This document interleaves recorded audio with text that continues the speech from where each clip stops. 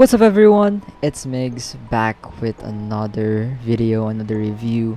This video is just going to be a quick little review. It's not gonna be edited very much, so yeah. I just want to give you guys a little update on my almost 4 months Starlight Pro Tenz. I've been using this for almost 4 months. I've already made a review about this almost 4 months ago. First impressions unboxing. So yeah, if you haven't watched that, you can go ahead and watch that somewhere over here. Click over here or check the description or the comments. So let's get started, I guess. So how is the durability of the mouse from these past few months, 4 months? It's been amazing. Let's start, I guess, with the shell. Feels solid, feels like metal, because I think it is metal. I actually really like the holes, the honeycomb. Some people prefer like a solid shell, but I actually prefer something that has no solid shell, because in the Philippines it's not very cold here. It's kind of hot, to be honest. So I also sweat a lot when I game. So having these holes kind of help me not sweat so much, and I guess having the metal feeling as well, it's kind of cold in the hand, which is, I think, feels amazing. I've been really liking the shell so far. Now let's proceed with the clicks, I guess, of this mouse. The clicks of it feels amazing, very unique. It feels, I think there's something about the magnesium as well that makes the clicks sound like this, because like it sounds a bit metallic, which is not in a bad way. I think it's pretty good. But yeah, the clicks are pretty light as well. I really like it. I think this is one of the best clicks, or the best clicking mouses I've had. So yeah, no problems with the clicks. I've actually had a little bit of double clicking issue. I'm not very sure if it's because of the mouse or is it because of YouTube. Cause like sometimes I'm watching YouTube and when I press like normally, like really light, and it just normally works. But sometimes this rarely happens, by the way, not always, but sometimes when I like really press on the button and let go, it like double clicks. Sometimes it like zooms in the video and full screens the video, which is not my intention. I just want to pause the video. So yeah, I don't know if it's because of a YouTube problem or is it because of a mouse clicking problem. So yeah, I'm not really sure about that, but yeah, that's only one. Now let's go with the skates, I guess. The skates of this mouse are amazing. The stock skates are fine. They are a bit scratchy for me, and I don't think they have like really rounded edges. When I got them, from what I saw, it's kind of sharp. So yeah, I just gone ahead and bought myself some of these Tiger ice skates, and I think they have more rounded edges, and I think they're just more smoother for me personally. But there's definitely nothing wrong with these stock skates. If you like the stock skates, then you go for it. Now let's go to the wireless sensor. Now the final sensor, that's what they call it. It is 1000 hertz, and I think it is on par with the 3370. I'm not very sure about that, by the way. But yeah, this is definitely not the best sensor in the market, because there's been like 3399, 4000 hertz, motion sync, so much other features, and so much better response times. But I think this sensor can still compete with the top ones. The 4000 hertz will only be like really noticeable when you have around, say, 500 hertz monitor and the 1000 fps in game consistently, like 1000 fps in valorant competitive, something like that. That's like when you might start feeling the responsiveness of the 4000 hertz. There's no argument though, 4000 hertz definitely much faster than the 1000 hertz.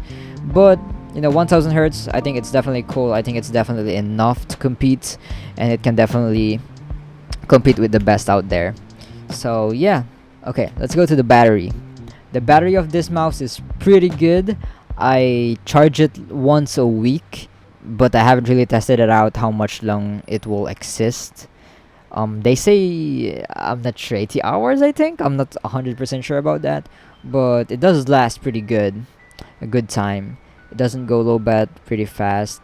A thing that I wish though, they have like a little thing, a software where we can see the battery life of it, but sadly they don't. So I just kind of have to feel it if it's like oh, has it been a week since I charged it? When was the last time I charged this? So I just make sure I charge them every single weekend. It's pretty good. Not the scroll wheel. The scroll wheel, it is not centered, and I haven't had any problems with him. Yeah, it is what it is. It works normally though. It works pretty good. It is pretty smooth. It doesn't make like a lot of noise and weird noises and stuff like that. I really like the feeling of the scroll wheel of this thing. I just wish it is centered because it'll look much better, but whatever. Now the looks of it. I think this is definitely one of the best looking mouses out there in the market. I also think this is one of the best designs the Final Mouse ever made. I really like the other Starlights as well, like the Phantom, the Zoo, or is there a Zoo? I don't know, Phantom, Pegasus, the white one where there's a lot of patterns and stuff like that. I think it looks really cool, but I just really like how clean and how well the Starlight Pro Tenz fits in like a lot of the setups. I really like the looks of this, and like, you know, the silver, the how it reflects light and stuff like that, and the black thing over here. Yeah, I think this is definitely one of the best looking mouses and the cleanest looking mouses out there. Now let's discuss about the shape, I guess, and the weight of the mouse. The weight of it is 42, and I've been really liking it for the past 4 months, almost 4 months, and I really like how fast I can move it and how easy it is to move it. I think that really contributes a lot on how responsive the mouse feels, because like, you know, when you're using like a 60-gram mouse, which is pretty light, don't get me wrong, when you get like a 60-gram mouse, it is definitely much just a little bit harder to accelerate compared to the Tenz mouse, 42 grams. But they definitely are both easy to accelerate. It's just, you know, 42 grams is definitely much easier to accelerate compared to a 60-gram mouse. So yeah, the weight is amazing. The shape of it is actually pretty good as well. When I got this mouse, since I switched from a G Pro X Superlight, I really was looking for the hump over here, because I really like the hump of the Superlight. I think it gives you that extra stability. You know, the more I use the Tenz mouse, it's actually didn't matter as much anymore.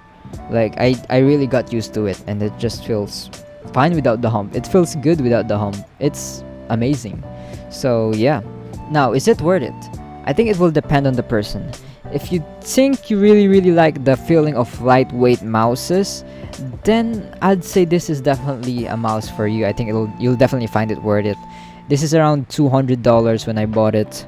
Yeah, it is definitely worth the price, I think, for me, because I really like the lightweightness of the mouse over here, and it definitely is something you can resell for later on, because yeah, if you want to buy this like around right now, I think it's like double the price right now. So I think a lot of people sell it for $300, and yeah, it's been going up because like it's a limited edition mouse. It's not something you can easily get. So yeah, definitely an expensive mouse, but I think if you really like the lightweightness and you think you'll like the shape of this mouse, and you really like how it looks, then I think you won't go wrong with this mouse. I think, yeah, you can invest some of it. So yeah, anyways, that'll be it for this video. Thank you so much for watching. May God bless you, and yeah, see you. Bye bye.